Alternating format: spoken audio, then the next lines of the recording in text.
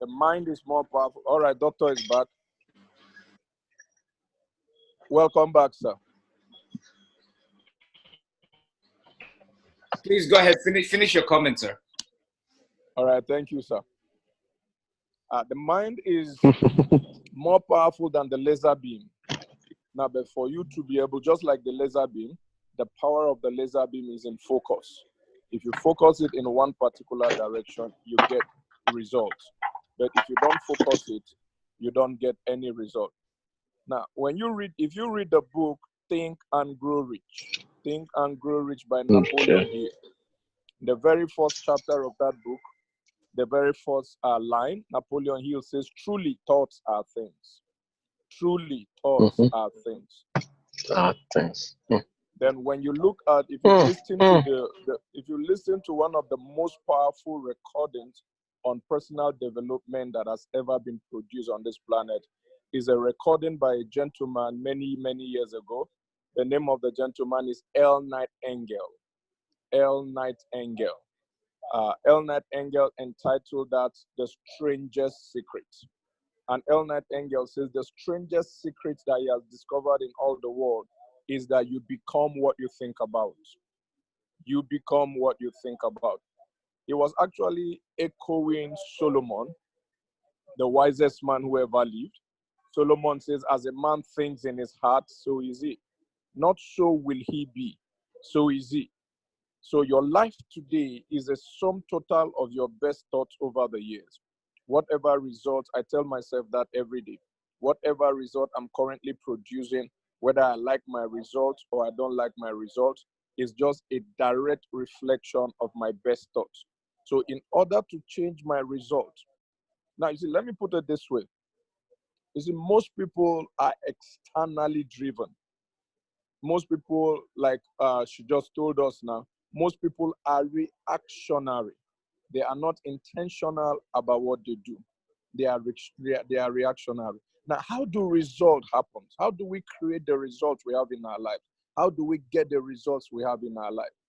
Now, results are a function of what is going on within us, not what is going on outside of us. How do you create the result? Do results just happen, or is there what causes result? Yeah, it's called the law of cause and effect. For every effect, there was a cause. Thought produces actions. Our thought controls our actions. Our actions, in turn, produces our results. You see, most people are struggling with their results, but they are not looking at the root cause of the result. The root cause of the result is the thought. It's like this: you have an orange tree that is producing, but you don't like the fruit that the orange tree is producing. Now, what would you do? What most people would do is that they trim the branches, they cut off the branches. No, the reason why the orange tree is not producing is the root. You have to deal with the root. If you're cutting off the branches, you're just dealing with the symptom. The root cause is in the mind. The plague is in the mind. Until you get it right in the mind, you can't change anything. So if you don't like the results that you're producing, you want to check the thoughts in your mind. Then you want to ask yourself, where do thoughts come from? If thoughts are this powerful and thoughts affect my life this way, where do thoughts come from? Now you have your eye gate, you have your ear gate, you have your mind, you have your mouth gate. Look at this. When you see anything, when you see something, it provokes a thought. When you hear something, it provokes a thought. When you say something, it provokes a thought. So you want to be careful the things that you see. You want to be careful the things that you hear. You want to be careful the things that you say, because they produce thought, and your thoughts determine your action. Your action determines your result. So in order for you to change any results that you don't like in your life, change the thoughts in your mind. If you can change the thoughts in your mind, you can change anything that you don't want in your life. Now, personal self-development. You must be in-depth in personal self-development. You must be grounded in reading books. Reading books such as Think and Grow Rich by Napoleon Hill. Books such as The Science of Getting Rich by Wallace D. Wattles. Listen to audio such as The Magic of Believing by Cloud Bristol. Audios such as The Strangest Secret Audio such as The Stranger's Secret. We've already mentioned the author. And you engage your mind, consistently be intentional about your thoughts. Consistently be intentional. Take every thought captive. Don't allow thoughts to just come into your mind. Don't dwell on them. Someone once said, you can't do anything about the birds that fly over your head, but actually you can stop them from building their nest, making their nest on your head. The same thing with thoughts. You might not be able to control all the thoughts that crosses your mind on a particular day, but at least you can control the ones you decide to focus your mental energy on. So if we will change the way we think, always remember this: your thoughts determines your actions. Your actions produces your results. So if you don't like the results you're getting in your life, change your thoughts. If you change your thought pattern, your actions are going to change. Your results invariably will follow the same process. They will also change. Thank you, sir, for the opportunity. Well, thank you, Uriel. I've missed you guys, so it's good to be able to at least once a month come together and learn, because what most of you don't understand is that even through this interaction, I am also learning. So thank you for sharing all of that. Kemi, I missed half of your stuff. We have to reconnect. But I appreciate the fact that this is more of a rounded platform where we all can come together, share ideas, have conversations, bring out diverse experiences, and have talks around this. So let me get into the meat of today's matter. I am still working on my schedule, just so that you know, I'm still working on my schedule to be back in Nigeria in the next month or two. So God willing, everything will check out fine, and I will be able to see some of you and have some sessions with you. But all right, so let's get back today. Today, I'm going to talk to you about 7 critical steps that you need to take in order to optimize your brain. 7 critical steps to take in order to optimize your brain. But before I do that, let me lay a little bit of a foundation around what I want to talk about. Most of us do not understand this, but I think it's important for each of you to make a note of this, of the fact that your brain is the singular determinant of the outcomes of your life. Your brain has a sole responsibility of determining what your life's experiences are and the outcomes. Your brain is boss. Now, if you listen to neuroscientists, discussing or talking about the research and the study around the brain, you will be amazed to find out that who you are, your genetic makeup, your DNAs, everything about who you are, including your interactions, everything is a complete product of your brain function. So if your brain is that powerful that it determines your experiences, your outcomes, then why are we not intentional about developing that capacity and being able to apply that to all the different aspects of our lives? Now, let me give you a little bit of a scientific background to this. Now, do you realize that 98%, this is a scientific fact, that 98% of the thoughts that come through your mind comes from the place of the subconscious. 98% of every decision you make is guided by your subconscious thoughts. Only 2% is a product of your conscious action, of your consciousness. Now, if you remember when we were at the during the PTN training, one of the things we talked about were the states of consciousness. We talked about the unconscious mind, we talked about the subconscious mind, we talked about the conscious mind, and we'll talk about the hyperconscious mind. But here's what I have come to discover through different studies and research, that 98% of what we decide, what we act upon, our experiences are a product of the subconscious mind. Interestingly, the conscious mind does not have the capacity to store information. The conscious mind has a very small storage capacity, meaning as soon as the experience has occurred, within 2 seconds, it is no longer valid. It is taken over by the subconscious mind, and that subconscious mind is the reservoir for information that drives everything that we do. So even when you are in a current state of, think about this. Let's assume you're driving down the road, and then you see a vehicle suddenly come in front of you. That is a current state of mind, meaning that thing is happening to you in real time.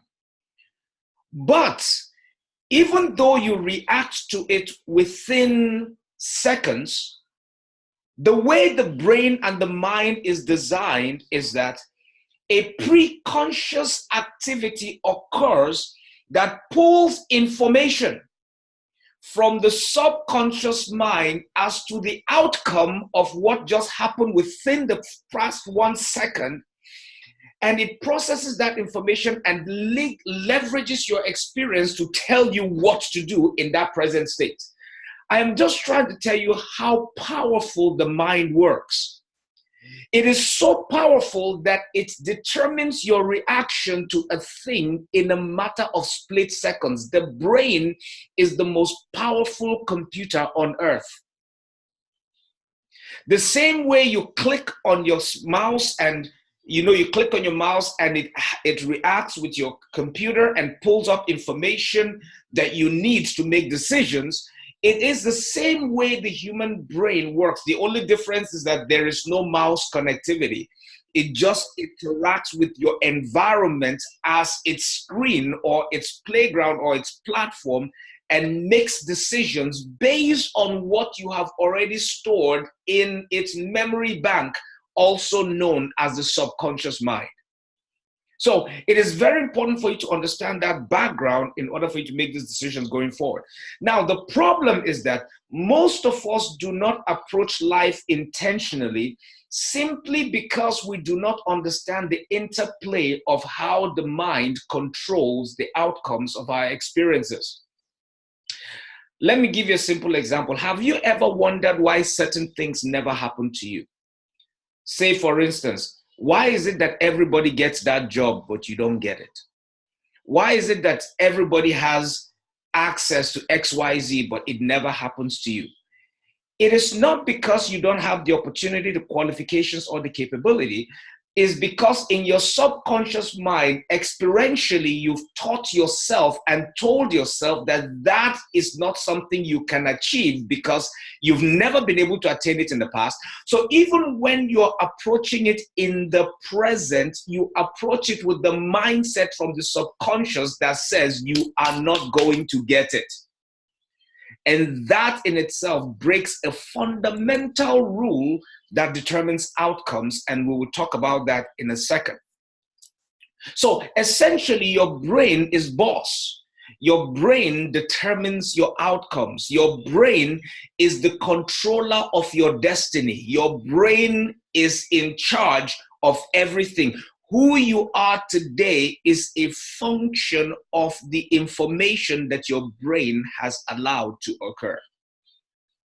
So, what does that mean? Let me explain how this works so you can understand how powerful the human mind is. As human beings, we're made up of cells. We are made up of cells, and these cells reproduce after one another. They split and continue to split. And every second, every passing second, the person who got on this call at the beginning of this session is not the person that is leaving at the end. What do I mean? Because for every passing second, your cells are dying, multiplying, reproducing.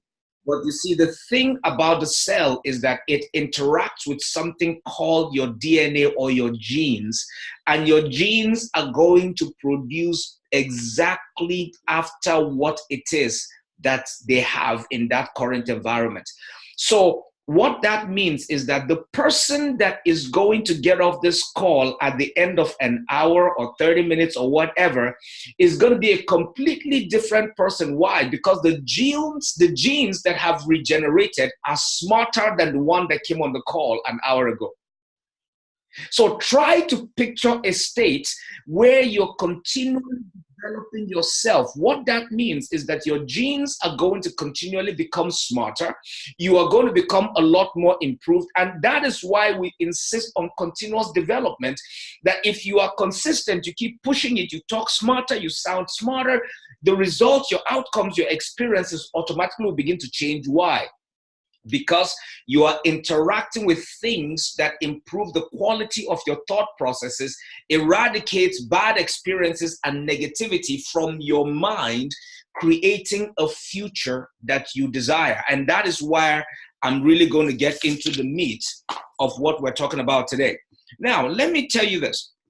Your mind is a very powerful tool. The first step, let me give you these steps first, and we can get into the other pieces. The first step that you must remember is something called attitude. Your attitude. You must always have a positive attitude. You hear everybody says attitude is everything.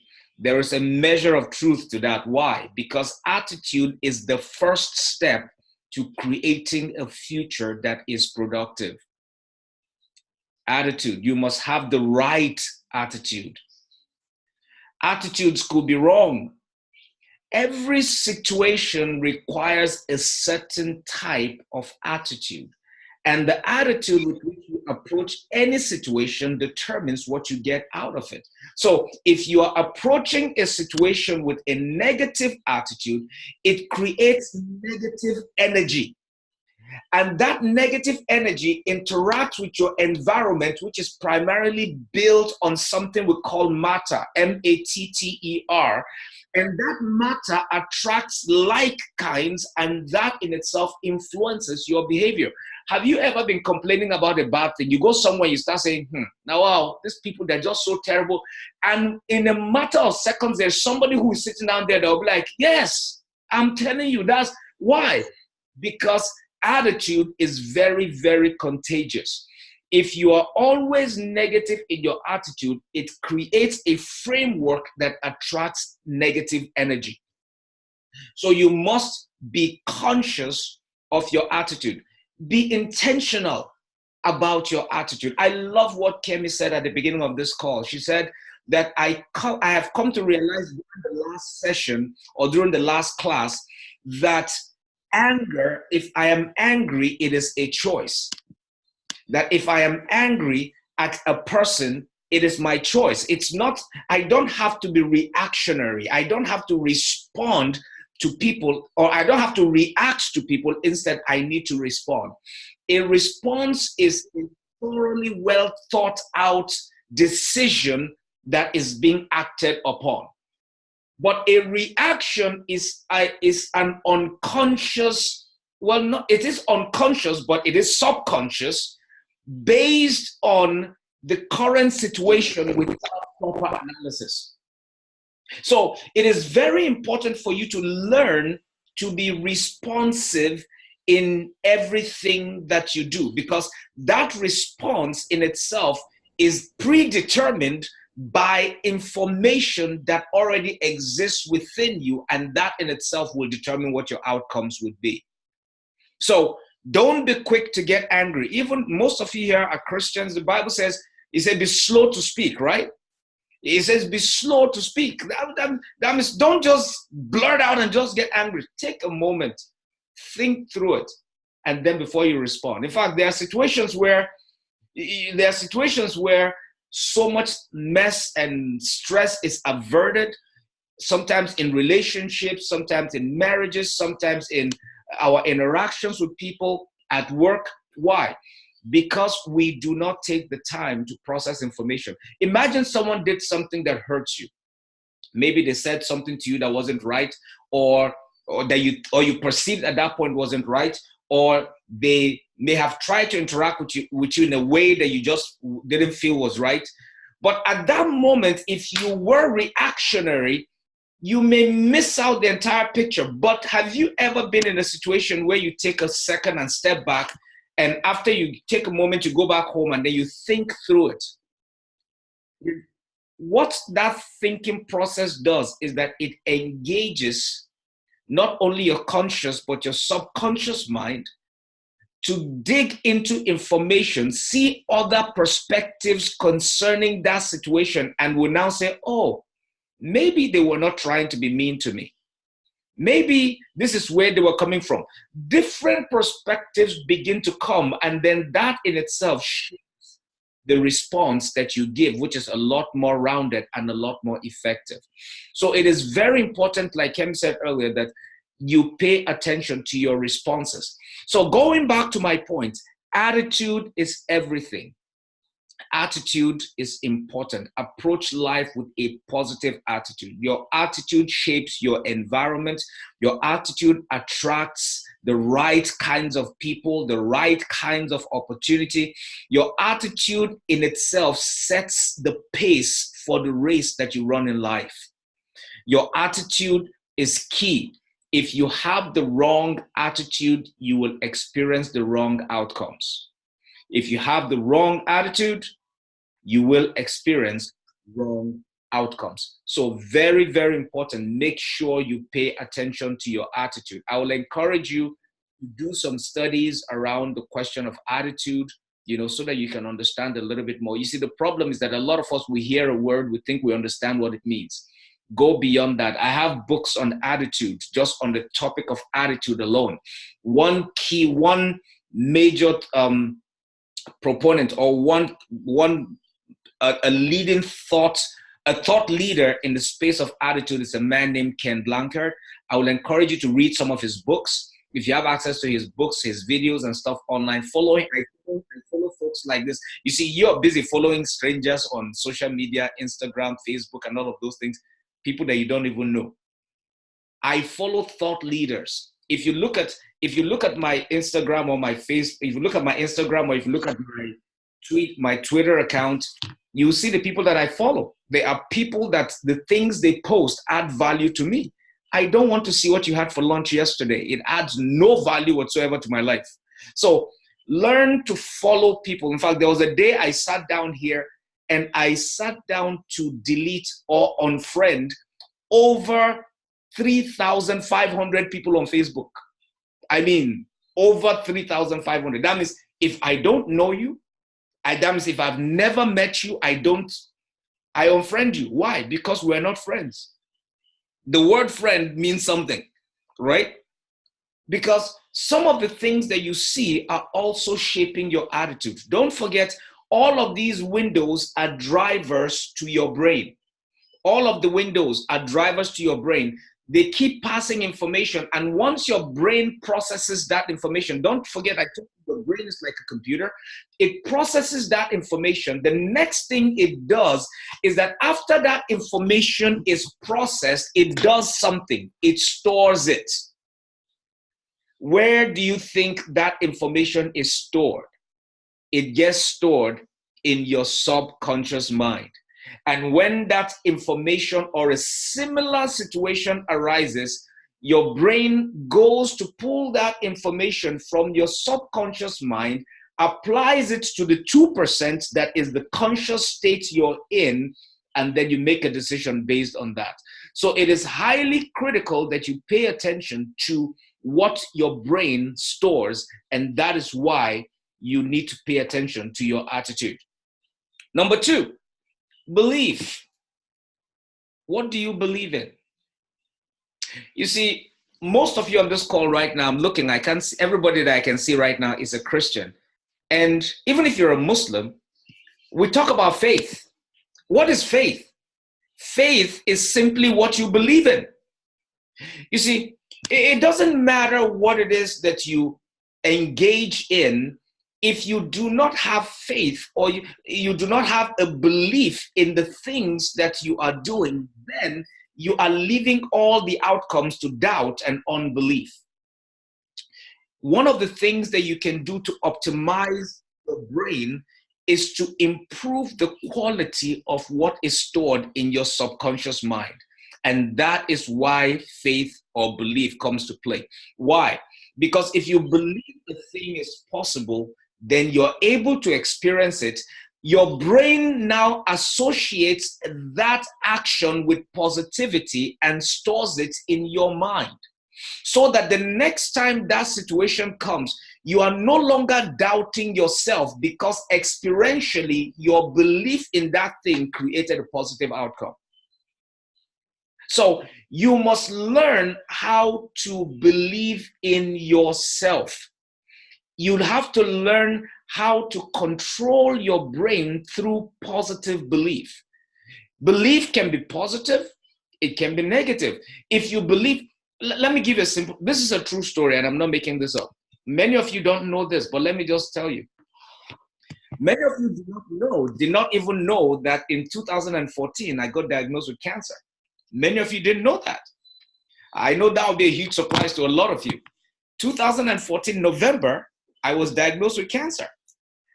So they basically gave me 5 years, right? They gave me 5 years that if I last too long, 5 years. Why? Because the one that I had was aggressive.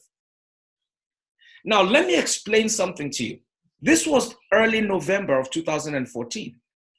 And immediately they told me what needed to be done. They gave me the options. It's going to be surgery, or it has to be it was surgery or radiation or chemotherapy. I mean, they gave me all the options that were available, 3 options that were available at that time.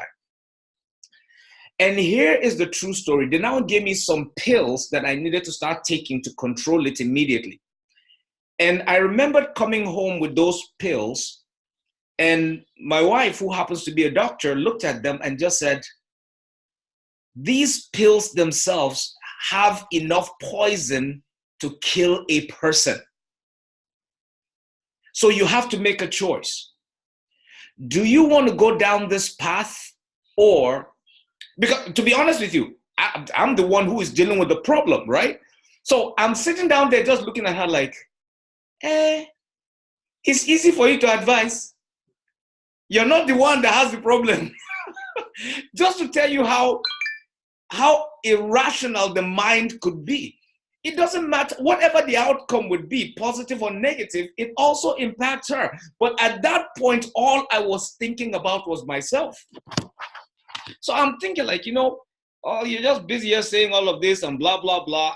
But you see, but the thing was that I went back, I stopped being reactionary, and I went to go think about it. And I realized she was right. Why? Because for 4 days after I came back, I decided not to take the medicine, just to put it on hold. But 4 days after I came back from the doctor's appointment, I could not even sleep for 30 minutes. I mean, that's how bad it was. I mean, it got to a point where the stress from dealing with the outcomes that was communicated was already killing me before the disease itself. So I had to make a decision. And that decision was simple. I have the capacity to heal myself, because the human body is a very dynamic element. The problem was not the cancer. The cancer is a result of decisions and lifestyle choices that I have made up until that point. Somebody will tell you that, oh, it is, they will get into the whole science of it, that, it is the DNA. Once the DNA is damaged, the cells within that DNA begins to mutate. And then depending on if it is an invasive or a benign type, it will start spreading. We know the science of it. We understand how it works, but there is more behind that science. Because in order for that DNA to be damaged, something exists. You see, I don't believe the human body or anything is created without a solution on self-fixing or self-healing. So I began to do a lot of reading on ways to improve the quality of your life, on how to self-heal and all of those things. And they were natural, because what do you think medicine does? What do you think medicine do? When you go take an injection, what do you think you're taking? It is basically just putting in chemicals into your body that will allow your own cells to self-heal. It gives them what it needs. It gives them the characteristics that it needs. And once that thing happens, why do you think we take vaccines? We take vaccines so that in small doses, so that our body will learn how to handle certain types of invasion. So that when the real thing comes, the mind or the body has already been trained on how to handle that. So when we're talking about these 7 critical steps that you need to pay attention to, we're talking about things that you can do that will condition your brain to teach your mind how to be able to handle situations that will create the future that you desire. So I began to make a lot of things, but at the end of the day, here was the conclusion. The conclusion was that I needed to make lifestyle changes. Those lifestyle changes were very, very critical. They were very important to determine what my life's outcomes would be. So I changed what I eat. I changed my exercising habits. I changed the way I think. So instead of thinking about the fact that, oh my gosh, I have cancer, I had cancer, I started thinking about living my greatest life now. It changed everything. Here was the crazy thing. 5 years later, this is 5 years later. This is the time that this year was they told me that that there was no way I was going to make it past 2019. But guess what? I am here and I have not been sick one day since then. Now I decided to go see a doctor, a doctor this year, and they did all the tests, and this is what he said. True story. He looked at me and he said, they took all the samples and everything that they needed to take, and he came back and he said, it doesn't make sense, but you are one of those unique people that it's not that it went to, this is what he told me. He said, it hasn't gone, we didn't say it has disappeared. We still see it, but it has not increased since then. What does that tell you? It means someone is saying that someone told you 5 years ago that if you make it to 5 years, it's a miracle. But now here's somebody else. In fact, the interesting thing is that the results that he gave, and here's the truth before God, I have not taken a single pill, not a single pill on this thing till this year, not a single pill for 5 years. And he said for 5 years, you did not treat this thing, you did not do anything. And the cell is smaller than what it was in 2014. He said, you must be unique. That's what he said. But you see, in my mind, I just smiled. Why? Because I understood where that thought was coming from. It comes from a scripture that says, that faith is the evidence of things hoped for, the substance of things hoped for, the evidence of things unseen. I had to substantiate my faith through belief. I had to make a choice that I am not taking any treatment. I am not going for radiation. I am not doing chemotherapy. I am not doing surgery. I am not taking any kind of medication. And I am believing that my body will self-heal. And just like I saw what Uriel posted, life and death is in the power of the tongue. One of the things that I decided to do, most of you don't know, is that everywhere I went, any church that I went to speak about, I always talked about this and told them how God healed me. But they did not understand that part of what I was doing was using my testimony to build my faith. And the more I heard it, the more I saw it, the more I experienced it, my body began to self-heal and began to address that issue. Most of you don't understand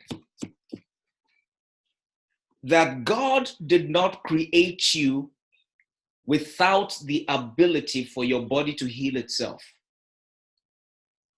Science may not have the answer because they have not been able to decode the mystery of the human genealogy to this point. They've only seen so far. But there's a dimension of belief, a dimension of faith that you can tap into, and you will be surprised to see what future it will create for you. So don't just have a positive, upbeat, outgoing attitude. You must have belief. You must have faith. You must believe that it is possible. You must be able to see that future that you desire and stand strong, even if everything seems as if it is not working. As long as you are standing on faith, believing that it is possible, all things are possible to he that believes. All things are possible to he that believes. As long as you believe in it, it is possible. It may seem impossible to other people, but all things are possible to he that believeth. The third point is commitment, and this is where a lot of us miss it. We may have a great attitude, we may believe that it is possible, but we're not committed on the long haul.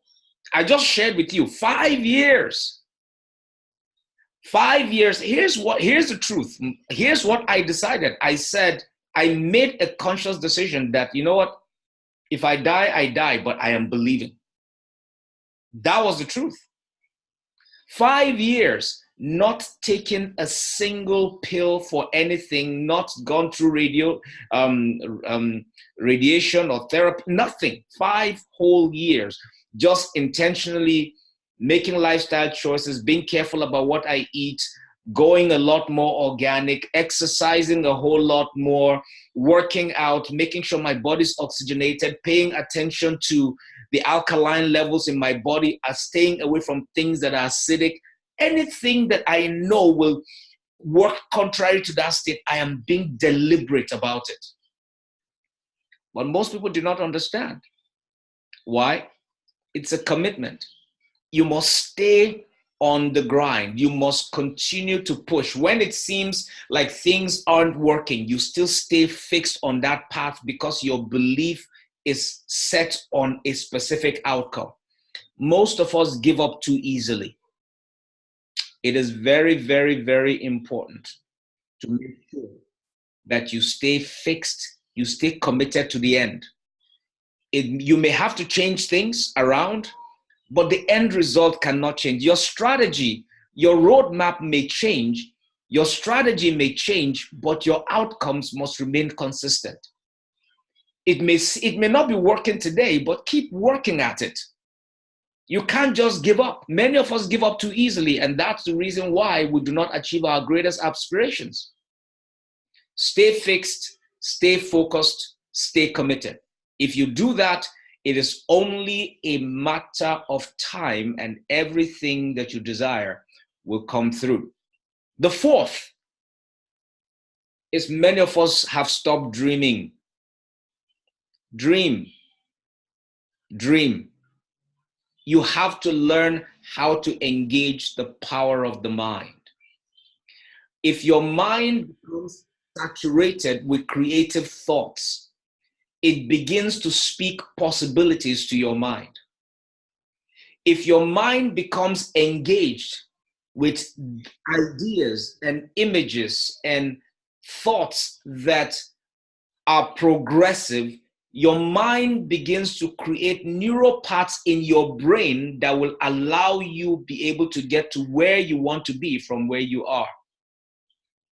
We've talked about neural paths on this platform. that your mind can create. You see, if you don't use your brain's function in a specific space, it begins to forget how to get it done. There was a time where, as a kid, I could speak Hausa. I mean, that was my entire life. I grew up in the North, so I could speak Hausa. And then I left the North for a very long time, came to the US for over 10 years.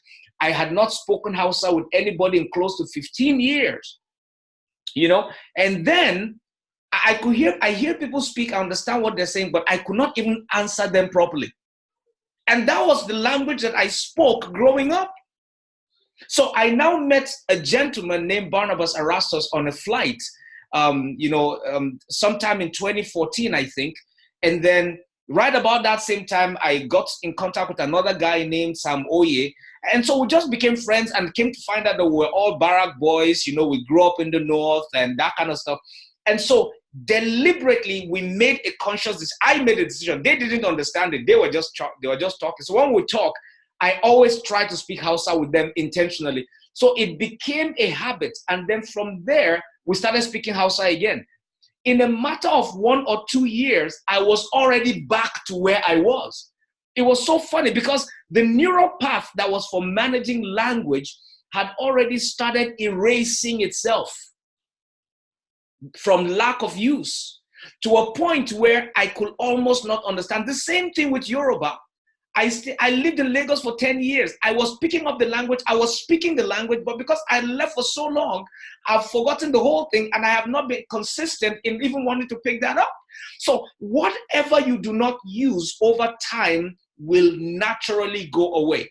But something that you use progressively, even if it's a language you're trying to learn, if it's a skill you're trying to develop, the more you engage it, the better you become at it, and the better you become at it over time.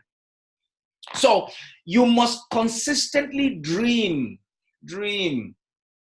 Sit down and daydream. We did this. If you attended level 200 of PTN, one of the things that we focus on was creating pictures.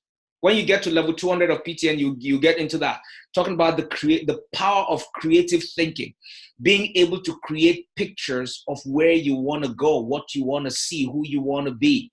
It is so important. You have to learn how to dream. Dreaming is the easiest thing you can do. Just let yourself go. I always tell people to start with this. If there were no limitations to who you could become, if your circumstances cannot determine your future, if your current state, your experience, your background, your associations and relationships cannot prevent you from becoming a thing in the future, what would that thing be? If you can spend some time to engage that thing, you will come to discover that your brain will begin to create ways on how to get there. Your brain will figure out ways to create neural paths that will take you from the concept that you're idealizing to something that is material. Engage your mind. Your mind is the most powerful tool on earth. Your mind is the most powerful force on earth. Learn to engage it by creating mental pictures. If you are not the creative type who think you can, go and get a picture of the thing and put it on your wall. That is the reason why people put pictures on their wall, so that they can see where they're going. What you see, you will possess. You've heard that many times. What do you think we're talking about? We're talking about the power of imagination. Create pictures of your future. Create pictures of your dream. Create pictures of where you want to go mentally and physically. Put it all around you. There are certain things. If you look at my phone, there are things that are on it. Everything on my phone. If I look at it, if it's my wall, they're all reminders of things that I am working towards. If you come into my office, you'll see things on the wall. They are all reminders as to where it is that I am trying to go. You must create the dream of the future you desire, and your brain will begin to create roadmaps by birthing neural paths that will lead you from where you are to where you need to be. Sometimes all it does is to create relationships, connect with other people that will give you the way to get there. So it is very important to remember that. The fifth point is energy. I'm going to spend a little bit of time on this. Why is this important? This is where execution takes place. This is where your dreams are birthed. The problem with many of us is that we do not put as much energy into achieving what we desire. We basically just say, you know, I've tried, I've been hustling since. So it's not just mental energy. There's also physical exertion that is required for execution. There is physical exertion that is required for execution. There's a degree of energy that you must engage in order for you to execute your dreams.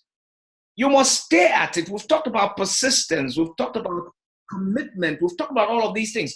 But besides that, you must be... Now, let me explain why this energy is so important. Let me give you a little bit. The human body is made up of cells, trillions. We're talking about maybe, I think there's a little bit of a disagreement as to what, but I think somewhere around the average human being has somewhere close to about 40 to 50 trillion cells that comprises the normal average human being. Over 50 trillion cells, not billion, trillions. So as you're looking at Victor on this screen right there with his big head, there are 50 trillion cells that make him up. I had to pick him. He's right. He was right there. 50 trillion cells, and each of those cells are multiplying, regenerating, dying, and reproducing themselves. 50 trillion. Now, each of those cells, each of the 50 trillion cells produces anywhere up to 1.4 volts of electricity. 1.4 volts of electricity. Now, what is electricity? Electricity is energy. Electricity is what? Energy. That's what it is. One thing, someone was asking me that how is electricity produced? You take one form of energy and convert it to electrical energy. You can take hydro energy, convert it to electric energy. You can take chemical energy. That's why you hear about things like natural gas being used as resource for creating electricity. You hear about nuclear energy being used to produce electricity. You hear about coal being infused with steam to create energy that gets converted into electrical energy. So energy is something that can be used. What most of you don't realize is this. You as a human being, here's the truth, as a human being, by your DNA and your design, you are literally a transformer of electric energy. But we now convert that energy into different things. We convert electric energy into physical energy. So we can use it to walk. We can use it to run. We can use it to sit down and be watching TV as if something is wrong with us. You know, so we convert energy from one state into another. So as a human being, imagine each of your cells produces about 1.4 volts of electricity. Multiply that by 50 trillion. You can light up a little town by your design. But the problem is, many of us are not using that energy productively. So just like any kind of electricity, remember this, please write this down if you have to. Electricity is the one thing you cannot store. Once you produce electricity, when we're talking about high voltage electricity, once high voltage electricity is produced, if you have a USB in your home, for instance, what they call that thing again? It's that thing that stores energy, whatever it is. You know what I'm talking about? You all use it in Nigeria. Somebody, what is it again? Inverter. No, not converter. Doctor, how far now? Not converter. Is UPS. UPS. That one, yes. Because it has a capacity, right? So what happens is that once it reaches its capacity, it peaks. So if you like, keep that thing plugged in for the next 5 years. The electric that is not used automatically just goes away. Electricity cannot be stored.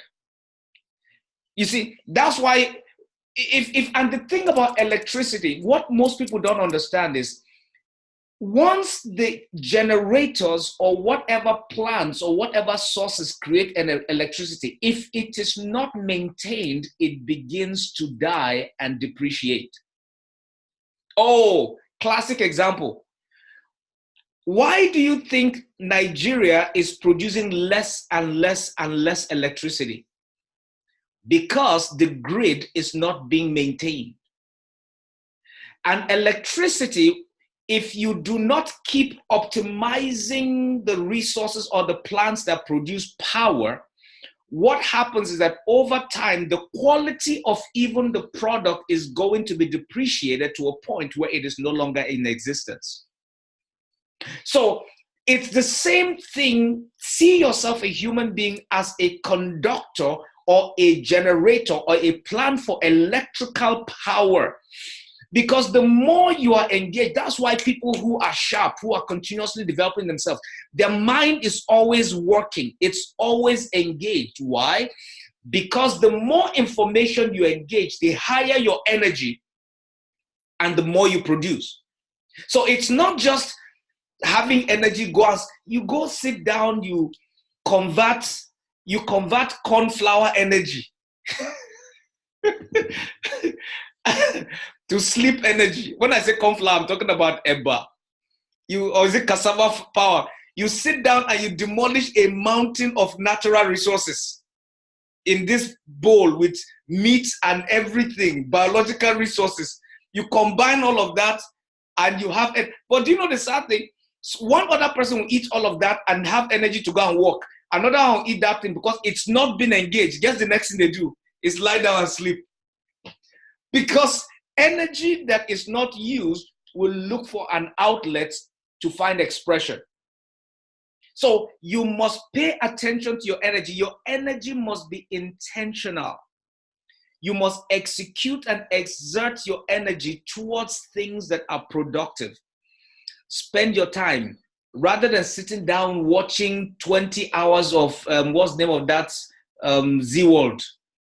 Why can't you go sit down and study and read and research and network and do things that will be productive?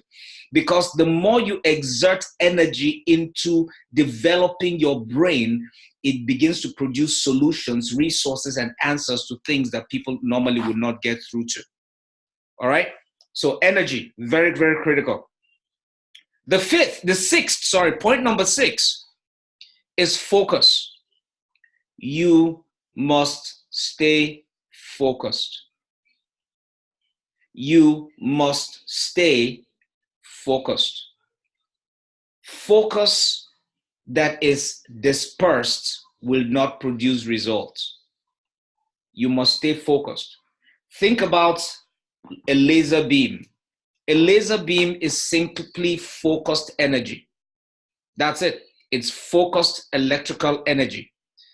And the more focused it gets, it can literally slice a human being or steel in half. Focused energy. So the same electricity that you have in your room that you use to power your phones and get on the internet and all of those things, the same electricity that you interact with daily that does nothing for you, if it gets concentrated enough, it can cut a car in half. If you focus your brain, your energy, your thought processes, your attitude towards things that you want to accomplish, it becomes possible. So I want to strongly engage you. I want to strongly encourage you to make sure that you stay focused at all times. Stay focused at all times. If you're going to work on a project, stay focused on it. If you're going to engage a program, stay focused on it. If whatever it is that requires your energy requires your focus. Don't forget that. Whatever requires your energy must require your focus. Your focus and your energy must go hand in hand. If you are not focused, then you are dispersing your energy on things that will not produce. Are you following me? Lastly, I will say grow. Constantly evaluate where you are and think about ways to improve yourself. Constantly evaluate where you are and think about ways to improve yourself. Because if you do not continually improve, if you don't continually improve, you begin to die. The success of today will be deemed failure tomorrow. Haven't you met people that they say, yes, I got my bachelor's degree in hotel management in 1977 from the Cambridge University. But they can't find a job today. Why? Because what was hotel management in 1981 cannot fly today. Knowledge is constantly changing. Continuous improvement, continuous development. You must constantly think about, how do I improve myself? That is why it is so critical for you to grow. It is so important for you to grow. Growth could be in all aspects, mentally, physically, and otherwise. Constantly look for ways to grow. That is not disputable. I mean, that is not negotiable either. All right. So let me remind you these 7 keys. If you prefer, you can. They're in an alphabetical order, A to G. Number 1, you must have the attitude to accomplish your dreams. Make sure a positive attitude will always strengthen your brain's capacity. Number 2, you must believe constantly. Have faith in yourself.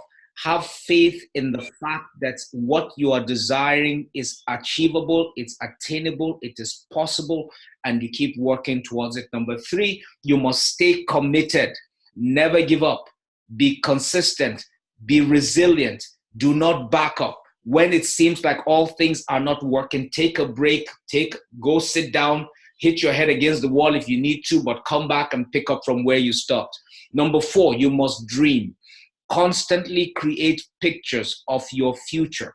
Constantly desire what you want. Always keep forward thinking, forward looking. If you can't dream it, get a picture of it and put it up against your wall so that you will see it. E, be focused with your energy to execute and exert on things that matter. You require physical energy to birth dreams into fruition, and you cannot give up.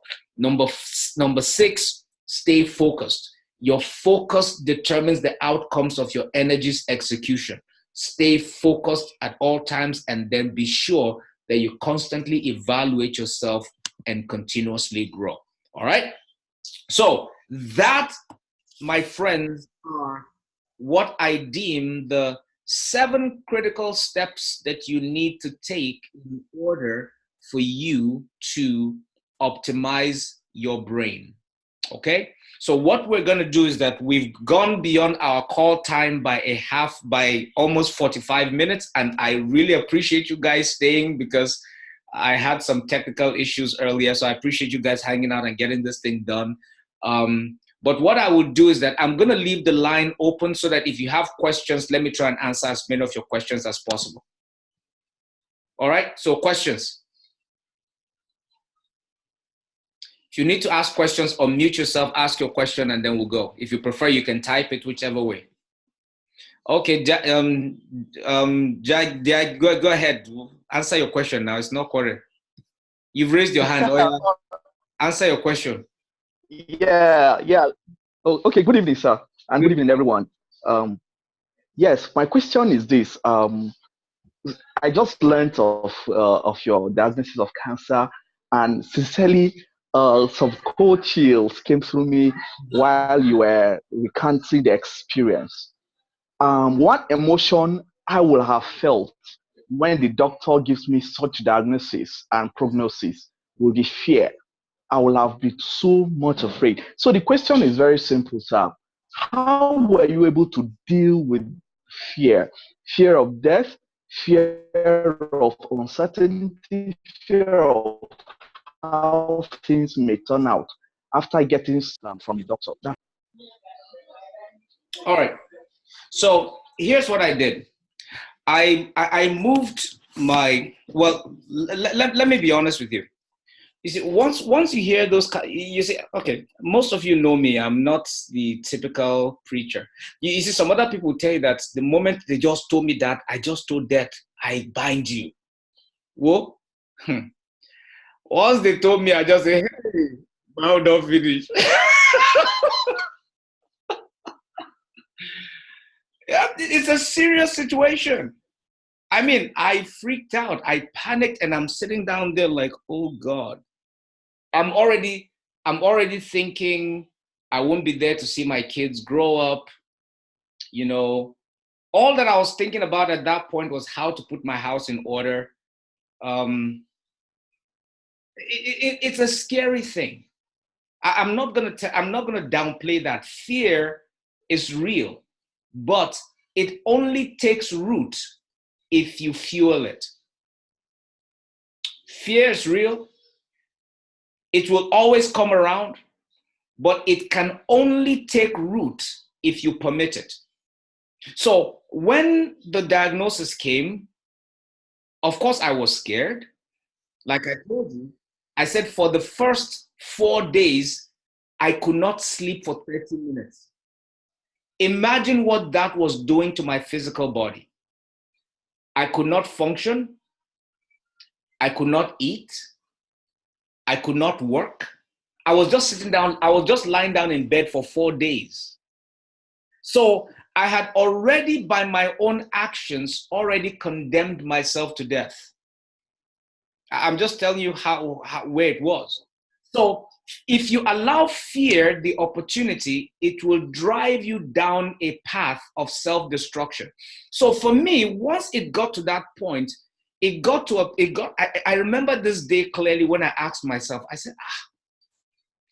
I said, the stress of even being afraid of dying will kill me faster than the disease itself. So we're talking about being reactionary and responding. So I decided, all right, I asked myself a few questions. Are there people who have survived cancer? Yes or no? The answer is yes. If there are people who have survived it, what did they do? So what did that do? That took me on a journey. I decided that whatever the cost would be, wherever the solutions might be, I am going to find it. But in order for me to do that, I have to be rational. I have to be focused. Now, let me just share a secret with you that most of you do not know. PTN was actually birthed through that process. It was through the process of finding a solution that PTN was birthed, because one of the decisions that I made through that process was that I was going to transform myself. So it was through the transformational process 2 years later, after I had changed a lot of things in my life, that I now realized I could actually develop a program that would improve the quality of life for people in these different areas. And for many of what most of you don't know is that PTN in itself is a product of that experience. So if I had never had that cancer diagnosis, there wouldn't have been a PTN. So I'm just trying to show you how you could refocus your energy. So it's no longer even an issue of discussion for me anymore. You know, how I leave the earth is not important. The fashion in which I live for me is not important, but what matters is what I do while I am still here. And so as long as you're positively engaged, you're proactive in developing and investing in others, you're living your life the best way possible now, guess what? You'll be okay. So how did I handle the fear? I took my eyes off of the problem and began to focus on not only the solution, but also the prospects of a future. So I don't even think about it. That's the truth. I'm conscious of it, but I don't think about it. I had to retrain myself. I had to retrain my brain. I mean, I am conscious of anything cancer. If I see information, I'll read on it. If there's anything that makes sense, but I intentionally don't pay attention to any of the negative stuff. That is why 5 years later, I am here and the cell is much smaller than it was. In fact, it's the PSA level has not changed. It's much higher than what it was then, but the size has shrunk. And the guy said, the doctors, this is one of the best doctors, you know, in the country on this thing. I mean, they do like trials and research in his facility right here in Omaha. And he said, there's just something unique about you. But I know what that is. And that is both God, his word, and the things that I have learned through the process. So yes, you can manage fear. You can manage fear, but you can choose to eradicate it. It's always a choice. All right. I hope that answers your question. Uriel, you have a question, sir. Yes, sir. Thank you. Thank you so much for this exposition on the brain and what we can do with our body if we only put our thoughts right. So can you just throw a little bit of light on paradigms? We didn't specifically talk about paradigms, mental paradigms. The bulk of the things you said had to do with mental paradigms. Can you just, because most of us are locked in mental paradigms. Until we have a paradigm shift, nothing shifts in our lives. Can you just throw a little bit of light on mental paradigms and how to shift mental paradigms? Okay. Thank you for that question. What I would do is this. Here's what I will probably do, because we're just doing Q&As. So if we get into that, we're not living here today. So here's what I'm going to do. Why don't we make that a topic for next month? We can make that a topic for next month, but I can just say one or two things here. The first thing is that it is, when we're talking about paradigms, it's an intention. It has to be intentional. It must be intentional. It has to be something that you decide. There are decisions that drive shifts. There are decisions that drive outcomes. So what Uriel was talking about is that because we have subconsciously, unintentionally, or just allowed certain things to become the framework for which we operate in our thought processes, in our work and everything. So we have already been put into a framework that determines certain types of outcomes in our lives. And so what we're doing is that we keep going against that wall back and forth and having the same results every time. But when we're talking about a shift, the mindset has to be intentional. So the 7 points that I gave you today, for instance, if you start applying those things, what you're actually doing is intentionally engaging your mind to shift. It is not your mind that applies the shift. The shift is determined by your brain. Remember, what we're talking about is how to optimize your brain. Because the moment your brain is optimized, your brain controls everything. If you remember at the beginning of the session, I said your brain is boss. So your brain is the determinant for everything that happens to you. So if your brain begins to be aligned and optimized, it begins to store the right information. And because your mental capacity is unlimited, all right, when we talk about when we talk about compared to other humans, your brain capacity is unlimited. You can store quite a bit of information. Can you imagine? That's why you can remember things that happened to you when you were young. Some of it you may not even be able to picture it clearly, but you have an idea that X, Y, Z happened to me. Most of the phobias that people have, it doesn't matter if it's the fear of flying, the fear of snakes, the fear of spiders or insects, the fear of any kind of fear, the fear of water, fear of closed spaces. Most times, if you look at their lives, you will find out that it could be tied to a specific experience. Maybe they watched a movie, they heard a story, they had an experience, whatever it was, an encounter, whatever it was that was experiential in their mind, while they were very young or when they were older, became wrapped by emotion, put in a memory and stored in the mind. So whenever an encounter comes up in your present, your mind goes to that subsection and brings the relevant information, applies it to the current state, and you react with a wrong decision. And what we don't understand is that that decision that we're making in the present is always going to reinforce our position from the past. So if now we are intentional about changing the paradigm of our thought processes and our mind's way of storing information, what would happen is that it will begin to change and alter the memory that we've stored. All of a sudden, because before, the mindset I had was that once you get a prognosis of cancer, you're dead. But now I began to train my mind, train my thoughts based on what I know to start telling me that I can actually live. And that was very deliberate. And over time, I am here. Here's the truth.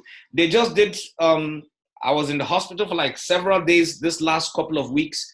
They did all the scans that they can do, CT scans, MRI, bone scans, all kind of scans that they needed to do, did all the tests that they needed to do, and nothing. The guy just said,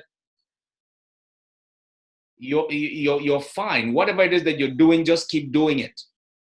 And just be rest assured, he said, as long as this current outcome does not change, this is not something that will kill you. You can live as long as you want to live, as long as you continue to do what it is that you're doing. So it's an intentional shift. So maybe next month, what we should do is that, I appreciate that you are bringing that up.